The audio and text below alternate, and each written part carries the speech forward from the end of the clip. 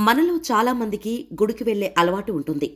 ఆడ, మగ, పెద్ద, చిన్న అనే తేడా లేకుండా మనలో చాలామంది గుళ్ళు, గోపురాలను దర్శించుకుంటారు. అసలు గుడికి ఎందుకు వెళ్ళాలి అని ఎప్పుడైనా ప్రశ్నించుకున్నారా? కాసేపు కాలక్షేపం కోసం లేదా ఏమైనా దిగులు ఉంటే మర్చిపోవటం కోసం అనుకుంటే పొరపాటే. గుడికి వెళ్ళటం మొక్కుబడి వ్యవహారం కాదు. ఆలయాలను దర్శించుకోవటం వెనుక శాస్త్రీయ ప్రయోజనాలు ఉన్నాయి. అవేంటో చూద్దాం. అసలు గుడి ఎప్పుడు, ఎందుకు, ఎలా ఏర్పడింది? దేవాలయాలకు ఎందుకు వెళ్ళాలి? ఈ విషయమై వేదాలు ఏం చెబుతున్నాయి? మొదలైన అంశాలు తెలుసుకోవడం చాలా అవసరం. మన దేశంలో చిన్న పెద్ద వేలాది దేవాలయాలు ఉన్నాయి. అయితే అవన్నీ వైదిక దేవాలయాల పరిగణలోకి రావు. నియమాలను పాటించి నిర్దిష్టంగా నిర్మించిన ఆలయాలను మాత్రమే గురువులు పరిగణిస్తారు. అలాంటివి అత్యంత ప్రసిద్ధి చెందాయి. ఇతర దేవాలయాలు కూడా పవిత్ర ప్రదేశాలే అయినప్పటికీ కొన్ని ఆలయాలు మరింత పునీతమయ్యాయి. స్థల మహత్యాన్ని సంతరించుకున్నాయి. భూమిలో మహత్తరమైన ఆకర్షణ శక్తి తరంగాలు ఎక్కడ ప్రసరిస్తూ ఉంటాయో అక్కడ ఆలయాన్ని నిర్మించాలి. ఇంకా అర్థమయ్యేటట్టు చెప్పాలంటే, ఉత్తర దక్షిణ ధృవాల మధ్య ఎలా ఆకర్షణ శక్తి ఉంటుందో అలా భూమిలో పాజిటివ్ ఎనర్జీ పాస్ అయ్యే చోట ప్రసిద్ధ దేవాలయాలు ఉన్నాయి. అందుకే అలాంటి గుళ్లల్లో అడుగు పెట్టగానే తనువు, మనసు ప్రశాంతత పొందుతాయి. దేవాలయ గర్భగృహంలో ఉత్కృష్టమైన ఆకర్షణ తరంగాలు కేంద్రీకృతమైన చోట, మూల విరాట్టును నిలిపిన ప్రదేశంలో వేదమంత్రాలు రాసిన తామ్ర పత్రాన్ని నిక్షిప్తం చేసి ఉంచుతారు. రాగి లోహానికి భూమిలో ఉండే శక్తి తరంగాలను గ్రహించే తత్వం ఉంది. ఆ విధంగా రాగి గ్రహించిన ఆకర్షణను ఆ పరిసర ప్రాంతాలకు విడుదల చేస్తుంది. అందువల్ల రోజు గుడికి వెళ్లి మూల విరాట్టు ఉన్న గర్భగుడి చుట్టూ ప్రదక్షిణ చేసే అలవాటు ఉన్నవారికి ఆ తరంగాలు సోకి అవి శరీరంలోకి ప్రవహిస్తాయి. ఎప్పుడో ఒకసారి ఆలయానికి వెళ్లేవారిలో ఆ శక్తి సోకినా గమనించదగ్గ తేడా తెలీదు. కానీ నిత్యం గుడికి వెళ్లేవారిలో పాజిటివ్ ఎనర్జీ చేరడం స్పష్టంగా తెలుస్తుంది.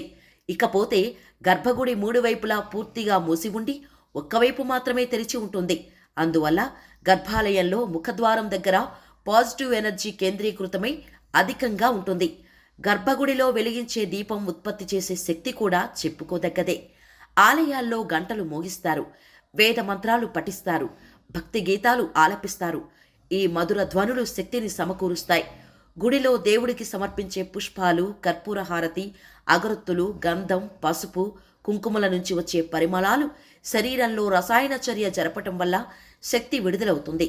మూల విరాట్టును ప్రతిష్ఠించిన ప్రదేశం నుండి విడుదలయ్యే మహత్తర శక్తి తరంగాలకు గుడిగంటలు, మంత్రఘోష, పూల పరిమళాలు, కర్పూరం, అగరొత్తులు, గంధం, పసుపు, కుంకుమల నుండి వచ్చే అపురూపమైన సుగంధం, తీర్థ ప్రసాదాల్లో ఉండే ఔషధ గుణాలు అన్నీ కలిసి ఎనలేని మేలు జరుగుతుంది. గుడిలో దేవుడికి కొబ్బరికాయ, అరటిపళ్ళు నైవేద్యం పెడతారు. ఈ కొబ్బరిని, అరటిపళ్లను భక్తులకు ప్రసాదంగా ఇస్తారు. వీటిని సేవించటం వల్ల శరీరానికి అవసరమైన అనేక ఔషధాలు అందుతాయి. తీర్థంలో పచ్చకర్పూరం, యాలుకలు, తులసి పత్రాలు, లవంగాలు మొదలైనవి కలుపుతారు. ఆయా పదార్థాలు అన్నీ ఔషధ గుణాలు కలిగినవే.